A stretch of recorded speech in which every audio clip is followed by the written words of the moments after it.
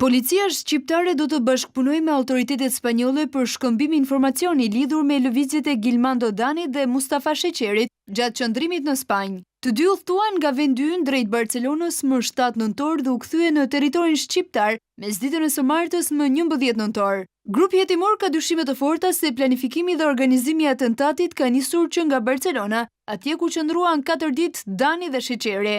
Gjithashtu dyshohet se shënjestra ndiqej prej shumë kohësh nga autorët, madje është ndjekur edhe kur është nisur drejt Spanjës më datë 7 nëntor. Për ngjarjen kriminale, në pyetje janë marrë disa persona me precedent penal të cilët janë të dyshuar dhe të afërm të Gilmando Danit dhe Muço Sheqerit. 3 persona kanë qenë të maskuar kur qëlluan në drejtim të automjetit tip Benz, i cili sapo kishte dalë nga parkingu i aeroportit të Rinasit. Më pas njëri prej tyre i afrohet mjetit, qëllon sërish derisa sigurohet që objektivi ka ndëruar jetë. Policia ka dyshime se një person në aeroport ka qenë në rolin e informatorit duke mbajtur në nënvëzhgim lëvizjet e Danit dhe Sheqerit. Ky i fundit vijon të jetë në gjendje të rëndë shëndetësore në spitalin e traumës. Atentati mafioz ndodhi këtë të martë rreth orës 14:20 në rreth rrotullimin e Rinasit.